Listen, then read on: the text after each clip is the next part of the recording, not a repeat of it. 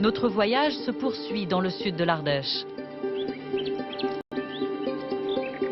Au contrefort des Cévennes, dans un paysage de calcaire, le village de La Baume. Coincé entre des falaises millénaires et la petite rivière qui porte son nom, La Baume abrite un patrimoine étonnant.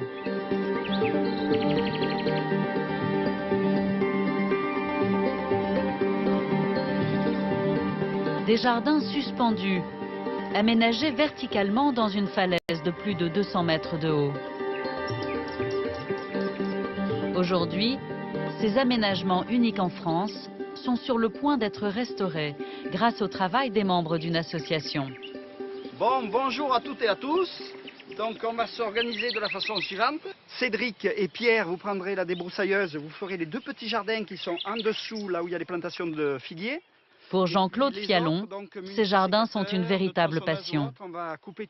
Depuis 2007, une fois par an, ce facteur rassemble une trentaine d'amoureux de ce site magnifique pour une grande campagne de débroussaillage. Voilà en gros pour le travail de ce matin. Bon ben voilà, donc tout le monde a ses tâches, prenez le matériel et on va sur le terrain et c'est parti.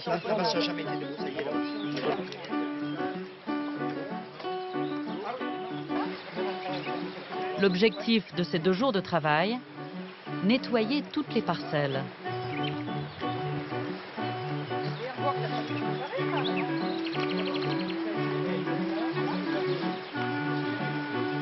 Pour atteindre les jardins les plus bas, des escaliers, des rampes et même des passages couverts ont été aménagés à même la roche.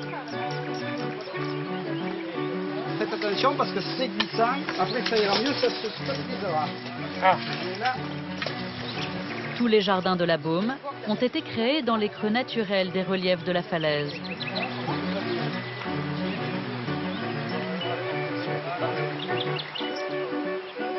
Donc Daniel, il faut que tu t'occupes du haut, hein, il faut tout couper, il n'y a plus rien qui reste. Le but recherché, c'est de bien dégager pour que la perspective soit propre, nette, et afin de commencer des travaux de restauration, cet angle de mur, qui est fort intéressant parce qu'il dégage le passage, qui est un passage avec des escaliers dans la roche pour ressortir au pied de la roche. Bon, on y va, chacun a sa tâche.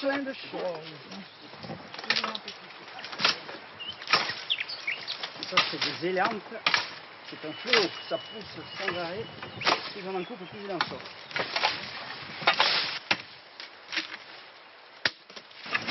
Moi, Jean-Claude, c'est une véritable opération commando. C'est tout à fait une opération commando. C'est le sens du terme exact, c'est vrai. Je te la passe. Hein. L'enjeu est quand même intéressant. Parce qu'après, on verra quand on aura fini, l'aspect patrimonial est remarquable. Tous ces jardins sont dus, on va dire, après la Révolution. Donc il y a eu un boom démographique en France et l'Ardèche n'y a pas échappé. Donc il a fallu nourrir toutes ces bouches nouvelles qui arrivaient. Et le problème sur la Baume, c'est qu'on va dire, en exagérant un peu, 95% du territoire sont complantés que de roches, de caillasses, de pierres et tout ça. Donc c'est pas bien productif. Donc il fallait qu'ils fassent preuve d'ingéniosité, les anciens.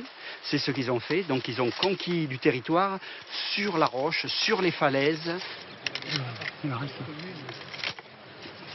Jean-Claude, tu peux pour la tronçonneuse? Pierre et Cédric, vous descendez avec la débroussailleuse, hein, là? Ok. Aujourd'hui, l'objectif de Jean-Claude et des bénévoles est de dégager la falaise des arbres qui l'ont envahie.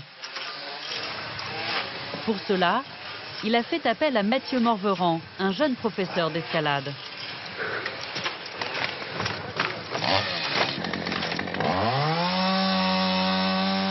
Mais l'opération est délicate, car la rivière qui passe juste en dessous est très fréquentée. Jean-Claude! Ouais. Il faudrait quelqu'un en bas, là! On coupe le gros arbre, là, hein. Ouais, c'est bon, vas-y, monsieur. La voie est libre. Attention en bas!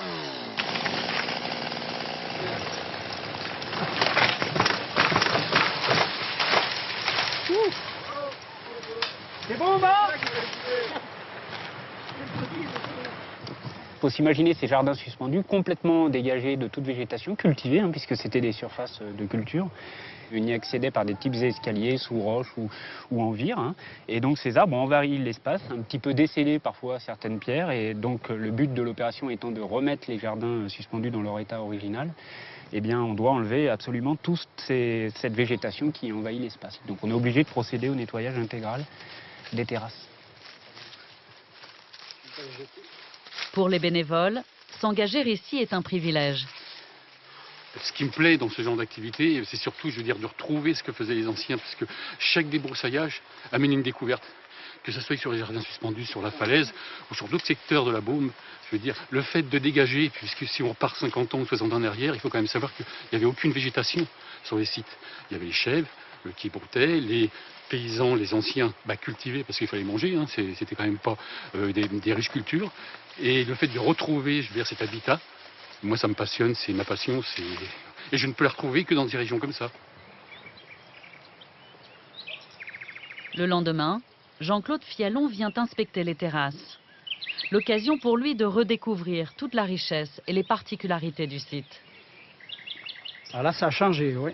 Depuis qu'on a bien débroussaillé tout ça, ça a remis en valeur tous ces murs, ces structures, ces terrasses. Mission accomplie pour Jean-Claude et son équipe. Les contours de chaque jardin se dessinent maintenant très clairement, faisant apparaître toute l'ingéniosité des paysans bâtisseurs de la Beaume au XIXe siècle. De ce promontoire, il va pouvoir admirer les murs constitués de gros blocs posés aux limites du vide.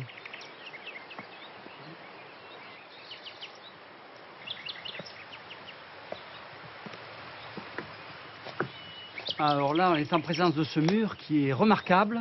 Il est construit en arc de cercle. Donc là, ça rappelle les constructeurs des cathédrales, justement. Et ça accroche bien que les Labaumois étaient avant tout carriers et paysans aussi. Un peu plus bas, une autre bonne surprise attend Jean-Claude. Ah, ben là, c'est intéressant parce que le débroussaillage a justement dégagé ces deux belles voûtes. Ce qui est particulier, c'est que quand même les voûtes sont quasiment plates. Certes, elles sont auto-bloquées par les rochers qui y a en face. Ils sont allés construire des jardins là sur cet petit espace pour récupérer un jardin grand comme un mouchoir de poche.